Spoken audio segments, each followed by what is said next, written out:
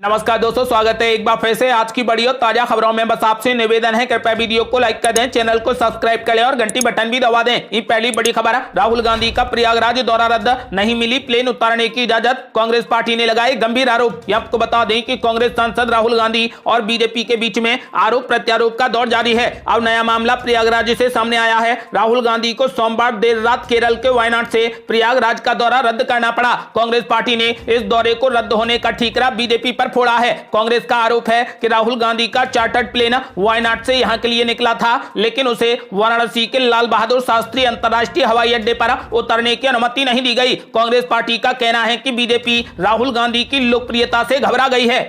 और बड़ी खबर, गौतम अडानी के मुद्दे पर विपक्ष पर जमकर बरसे गृह मंत्री अमित शाह। बोले बीजेपी के पास छिपाने या डरने के लिए कुछ भी नहीं है। ये आपको बता दें कि कारोबारी गौतम अडानी और अमेरिकी रिसर्च कंपनी हिंडनबर्ग की रिपोर्ट के बाद भारतीय जनता पार्टी सरकार भी विपक्ष के निशाने पर है। इसी बीच केंद्रीय गृह मंत्री अमित शाह ने सरकार का बचाव किया है। उन्होंने साफ कर दिया है कि भाजपा के पास में इस मामले में छिपाने के लिए कुछ भी नहीं है। बजट सत्र के दौरान भी संसद में अडानी मामले को लेकर जमकर हंगामा हुआ है। इस पर जेपीसी की मांग भी उठ रही है। समाचार एजेंसी एएनआई से बातचीत में गृह मंत्री अमित शाह ने कहा कि सुप्रीम कोर्ट ने मामले में संज्ञान लिया है। अगर मामला सुप्रीम कोर्ट के पास है तो एक मंत्री के तौर पर मेरा कुछ भी बोलना ठीक नहीं है, लेकिन इस मामले में भाजपा के पास में डराने या छिपाने के लिए कुछ भी नहीं है। हिंडनबर्ग रिपोर्ट में अडानी समूह पर हेरफेर के आरोप लगाए गए थे। संसद में विपक्षी दलों और खासतौर से कांग्रेस पार्टी के पूर्व राष्ट्रीय अध्यक्ष राहुल गांधी ने अडानी मामले पर पीएम नरेंद्र मोदी पर सवाल उठाए थे। उन्होंने कारोबारी के साथ में रिश्तों पर जवाब देने की भी मांग की थी। आपको बता दें कि विपक्ष ने अडानी समूह में एलआईसी और पब्लिक सेक्टर के निवेशों की जानकारी मांगी है।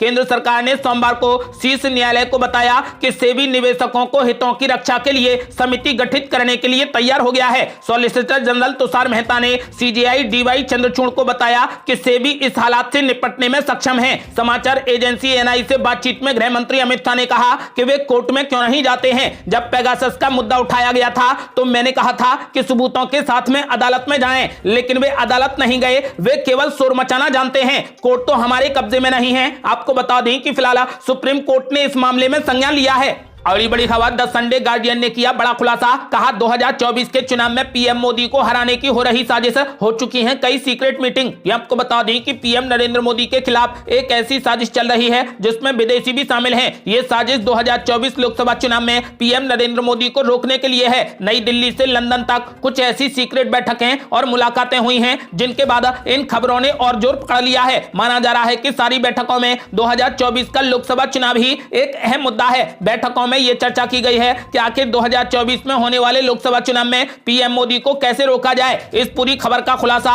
द संडे गार्डियन न्यूज़पेपर में किया गया है। इसकी रिपोर्ट में दावा किया गया है कि कुछ डिप्लोमेट्स और कुछ भारतीय भी इस पूरी योजना का हिस्सा हैं। द संडे गार्डियन अखबार ने दावा किया है कि पिछले 3 महीनों में लंदन से लेकर राजधानी दिल्ली तक अलग अलग बैठकें की जा चुकी हैं। पिछले 3 महीनों में 3 बैठकें सिर्फ दिल्ली में हुई हैं। इन बैठकों में जिन मुद्दों पर चर्चा हुई उनमें मोदी सरकार की कमजोरियों को हाईलाइट करना, सरकार के खिलाफ नेगेटिव परसेप्शन बनाना, 2024 चुनाव से 6 महीने पहले सरकार के खिलाफ एक बड़ा कैंपेन चलाना भी शामिल है। मीटिंग्स में पूरा जोर इसी बात पर रहा कि कैसे 2024 में पीएम मोदी को हराया जा सके। द संडे गार्डियन की रिपोर्ट के मुताबिक इसमें सितंबर महीने में पीएम मोदी के खिलाफ 180 दिन का मेगा कैंपेन चलाने पर भी योजना बनाई गई है। इस कैंपेन में पीएम मोदी के खिलाफ लोगों के बीच में नेगेटिव परसेप्शन बनाने की कोशिश की जाएगी। आपको बता दें कि पीएम नरेंद्र मोदी को 2024 में हराने के लिए एक बड़ी साजिश चल रही है। और ये बड़ी खबर, दिल्ली मेयर चुनाव में बीजेपी को सुप्रीम कोर्ट ने दे दिया तगड़ा झटका। अब मनोनीत पार्षद नहीं डाल पाएंगे वोट। ये आपको बता दें कि दिल्ली मेयर चुनाव में बीजेपी को सुप्रीम कोर्ट से बड़ा झटका लगा है। सुप्रीम कोर्ट ने कहा कि मनोनीत पार्षद वोट नहीं कर सकते हैं। कोर्ट ने कहा कि इस बारे में संवैधानिक प्रावधान स्पष्ट है। दिल्ली में मेयर मामले में आम आदमी पार्टी ने सुप्रीम कोर्ट में याचिका दायर की थी। आपको बता दें कि सुनवाई के दौरान सुप्रीम कोर्ट ने साफ कर दिया है कि दिल्ली मेयर चुनाव में मनोनीत पार्षद वोट नहीं डाल पाएंगे। कोर्ट के आदेश के बाद बीजेपी को सबसे बड़ा झटका लगा है। और ये बड़ी खबर, दिल्ली के बाद बीबीसी के मुंबई दफ्तर पर भी इनकम टैक्स का छापा, स्टाफ के फोन जब्त, कांग्रेस पार्टी ने बताया अघोषित आपातकाल। आपको बता दें कि इनकम टैक्स विभाग ने मंगलवार को टैक्स चोरी की जांच के तहत दिल्ली और मुंबई में बीबीसी के कार्यालयों में एक सर्वे ऑपरेशन चलाया। अधिकारियों ने इस बात की जानकारी दी बीबीसी द्वारा 2002 के गुजरात दंगों और भारत पर 2 भाग के डॉक्यूमेंट्री को प्रसारित करने के कुछ सप्ताह बाद यह औचक कार्रवाई हुई है। उन्होंने कहा कि विभाग कंपनी के कारोबारी परिचालन और उसकी भारतीय इकाई से जुड़े दस्तावेजों पर गौर गौर कर रहा है। बीबीसी के एक स्टाफ के मुताबिक इनकम टैक्स विभाग के 15 लोग सर्च ऑपरेशन को अंजाम दे रहे हैं। एक सर्वे के तहत आयकर विभाग केवल कंपनी के व्यवसायिक परिसर की ही जांच करता है और इसके प्रवर्तकों या निदेशकों के आवासों या अन्य स्थानों पर छापा नहीं मारता है। बताया जा रहा है कि इनकम टैक्स विभाग द्वारा जल्द ही सर्वे को लेकर औपचारिक रूप से जानकारी दी जाएगी। सूत्रों ने बताया कि जांच के दौरान बीबीसी के दफ्तर में मौजूद सभी कर्मचारियों के मोबाइल फोन सीज किए गए हैं। अकाउंट ऑफिस में रखे कंप्यूटर का डेटा खंगाला जा रहा है। किसी भी कर्मी को बाहर जाने की इजाजत नहीं है और कुछ स्टाफ से पूछताछ भी की जा रही है। कर्मचारियों से कहा गया है कि वे सिस्टम का उपयोग ना करें या कार्यालय ना आए। कर्मचारियों को अपने निजी फोन का भी इस्तेमाल करने से मना कर दिया गया है। इस बीच कांग्रेस पार्टी ने बीबीसी दफ्तर पर इनकम टैक्स विभाग के सर्वे को लेकर केंद्र सरकार पर जमकर हमला बोला है और इसे अघोषित आपातकाल करार दिया है। पार्टी ने कहा कि पहले बीबीसी की डॉक्यूमेंट्री आई, उसे बैन कर दिया गया, अब बीबीसी पर इनकम टैक्स का छापा पड़ गया है। उन्होंने कहा कि कर्मचारियों के मोबाइल फोन भी सीज किए गए हैं। आपको बता दें कि कांग्रेस पार्टी ने इसे अघोषित आपातकाल करार दिया है।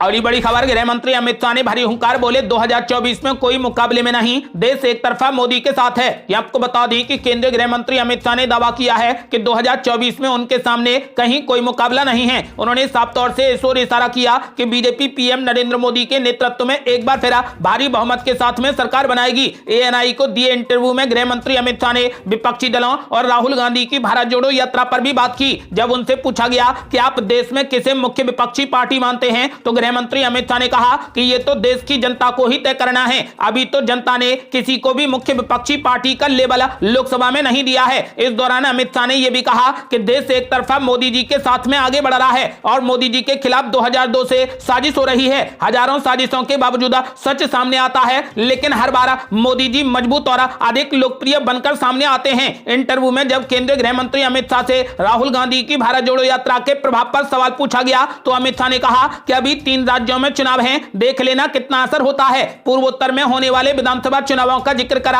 अमित शाह ने कहा कि पीएम मोदी ने उत्तर पूर्व और भारत के बाकी के हिस्सों के बीच जो मन की दूरी थी उसे समाप्त कर दिया है। अमित शाह ने कहा कि आज उत्तर पूर्व के लोगों को मन से लगता है कि बाकी हिस्सों में हमारा सम्मान है। बाकी राज्यों से लोग उत्तर पूर्व जाते हैं तो वे उनका भी सम्मान करते हैं। बता दें कि त्रिपुरा में 16 फरवरी को मतदान होगा, जबकि मेघालय और नागालैंड में 27 फरवरी को लोग वोट डालेंगे। तीनों राज्यों के चुनाव परिणाम 2 मार्च को घोषित होंगे।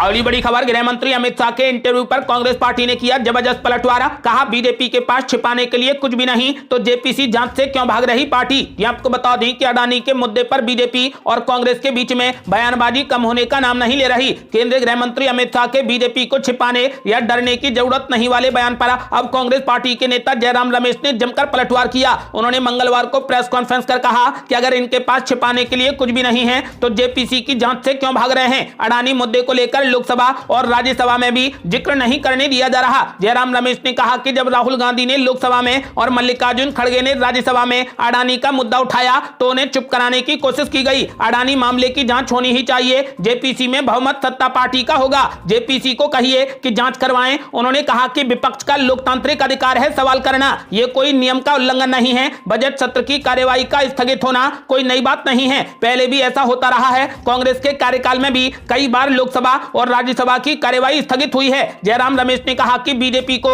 ज्वाइंट पार्लियामेंट कमेटी से क्या परेशानी है, बीजेपी क्यों जेपीसी से भाग रही है। उन्होंने कहा कि विपक्ष को संसद में बोलने भी नहीं दिया जाता है। उन्होंने कहा कि सभी विपक्षी दलों की अडानी के मुद्दे पर एक ही राय है। उनका कहना है कि सरकार का कहना है कि वो हिंडनबर्ग की जांच कराएंगे, जबकि जांच तो अडानी की होनी चाहिए। जांच इस बात की होनी चाहिए कि आखिर अडानी और पीएम मोदी के बीच में क्या रिश्ता है, पिछले 10 सालों में अडानी को क्या फायदा पहुंचाया गया, इन सब बातों की जांच होनी चाहिए। आपको बता दें कि जयराम रमेश ने कहा कि पहले बीबीसी की डॉक्यूमेंट्री आई, उसे बैन कर दिया गया, अब बीबीसी पर आईटी का छापा पड़ गया है। जयराम रमेश ने कहा कि जो भी सरकार के खिलाफ आवाज उठाएगा उसके खिलाफ कोई ना कोई एक्शन होना निश्चित है। अगली बड़ी खबर, बीबीसी दफ्तरों पर आईटी की छापेमारी के बाद बीजेपी पर जमकर भड़क गई सभी विपक्षी पार्टियां। किसी ने बताया विनाशकाले विपरीत बुद्धि तो किसी ने बताया अघोषित आपातकाल। आपको बता दें कि दिल्ली और मुंबई में बीबीसी दफ्तर पर आयकर विभाग ने छापा मारा है। सूत्रों के मुताबिक छापे के दौरान आयकर विभाग की टीम ने दफ्तर में मौजूद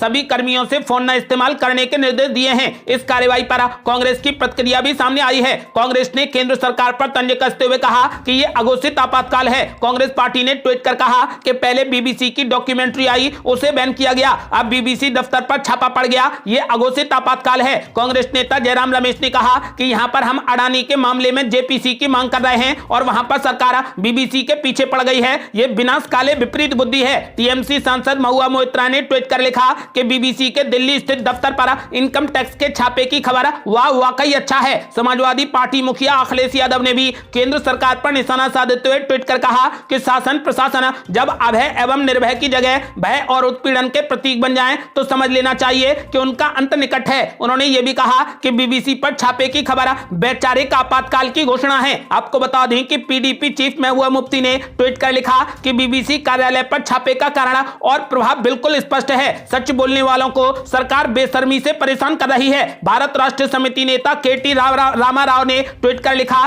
कि क्या आश्चर्य है, मोदी पर डॉक्यूमेंट्री प्रसारित करने के कुछ हफ्ते बाद बीबीसी इंडिया पर अब आईटी ने छापा मारा है। बीजेपी की सबसे बड़ी कठपुतली बनने के लिए आईटी, सीबीआई और ईडी जैसी एजेंसियां हंसी का पात्र बन गई हैं। आपको बता दें कि फिलहाल महाराष्ट्र के पूर्व मुख्यमंत्री और शिवसेना प्रमुख उद्धव ठाकरे ने कहा कि बीबीसी के दफ्तर पर जो छापे पड़े हैं वो किस लोकतंत्र में बैठता है ये बताएं। आवाज उठाने वाले को दबाने का काम हो रहा है। इस तरीके की हरकत को रोकना होगा। भारत माता को गुलाम बनाने का यह प्रयास है। इसे रोकने के लिए अब सबको एक साथ आना होगा।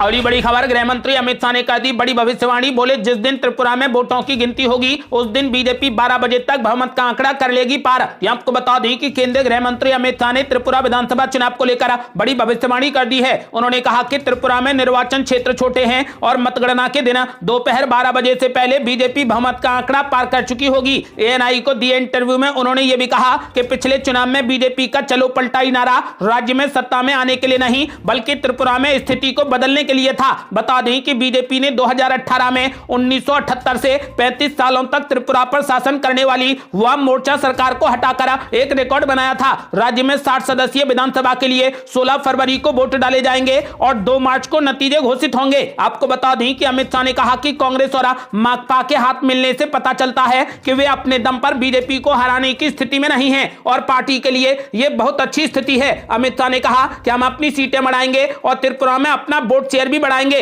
कांग्रेस और कम्युनिस्ट पार्टी एक साथ आए हैं क्योंकि उन्होंने स्वीकार किया है कि वे अकेले बीजेपी को नहीं हरा सकते। गृह मंत्री अमित शाह ने भविष्यवाणी कर दी है कि हम राज्य में पूर्ण बहुमत से सरकार बनाएंगे। ये थी अब तक की बेहद बड़ी खबरें। आपका क्या मानना है? क्या त्रिपुरा में बीजेपी फिर से सरकार बनाने में कामयाब होगी? अपनी राय हमें वीडियो लाइक कर कमेंट बॉक्स में जरूर दें। ऐसी ही ताजा और न्यू अपडेट जानने के लिए हमारे चैनल को लाल बटन दबाकर सब्सक्राइब करें और घंटी बटन भी दबा दें। जल्दी मिलते हैं बड़ी अपडेट के साथ। तब तक के लिए जय हिंद, जय भारत।